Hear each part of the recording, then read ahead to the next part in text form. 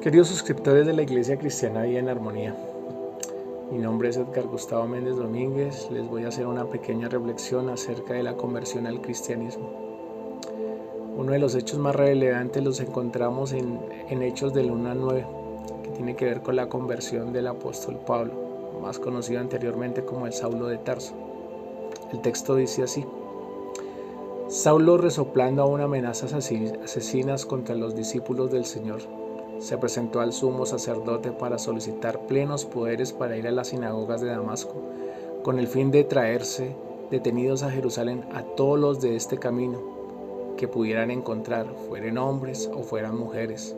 Iba ya aproximándose a las afueras de Damasco cuando de pronto le rodeó un resplandor de luz celestial.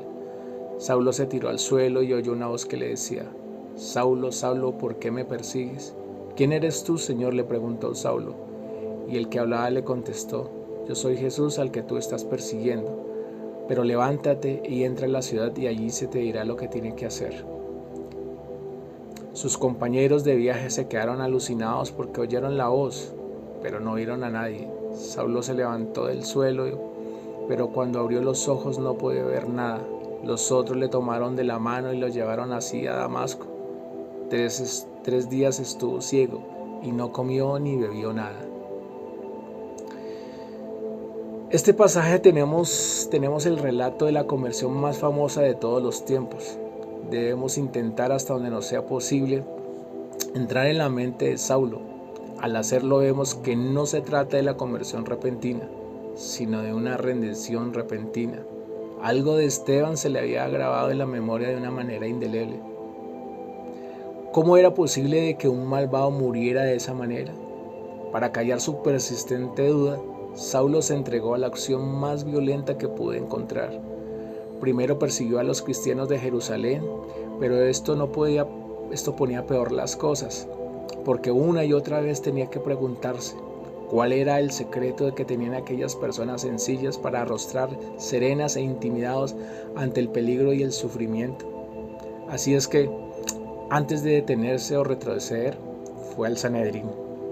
Los poderes del Sanedrín se reconocían por donde quiera que había judíos. Saulo había oído que algunos cristianos habían huido a Damasco y pidió poderes para ir allá a que los extraditaran y se los entregasen. Pero el viaje puso las cosas todavía peor. Eran más de 200 kilómetros que tendrían que hacer posiblemente a pie, aunque muchas veces se había dicho que se había pintado que Saulo se cayó del caballo y que le ocuparían toda una semana. Los únicos acompañantes que llevaba Saulo eran funcionarios del Sanedrín, una especie de policías, pero como Saulo era fariseo no podía tener ningún trato con ellos, así es que marcharía solo e iría pensando por qué no tenía otra cosa que hacer.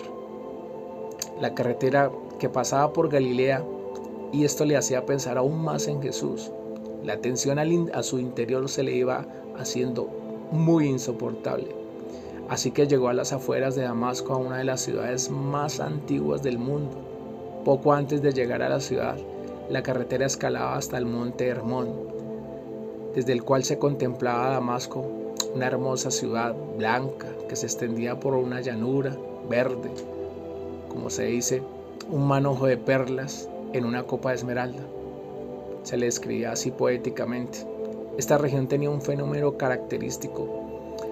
Cuando el aire caliente de la llanura se encontraba con el aire frío de las montañas, se producían violentas tormentas eléctricas, el cual se sugerían que fue eso lo que precisamente que pasó en ese momento. Pero lo más importante es que desde una de aquellas tormentas o de cualquier otra, Cristo habló con Saulo. En ese momento acabó la batalla y Saulo se rindió a Cristo.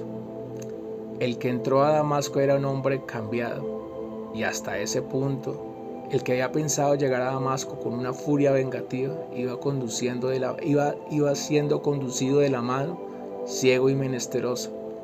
Todo el evangelio está en lo que Cristo resucitado le dijo a Saulo: entra a la ciudad y allí se te dirá lo que haya de hacer.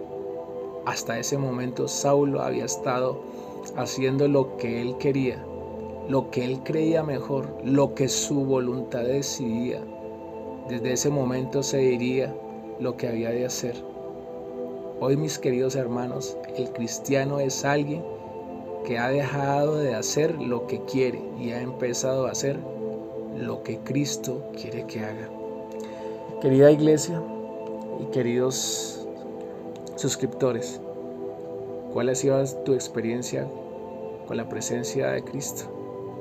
¿Cómo ha sido tu conversión en lo personal? Esta es una muy buena reflexión para que todos entendamos lo que significa el verdadero cristianismo. Dios les bendiga, iglesia. Bendiciones.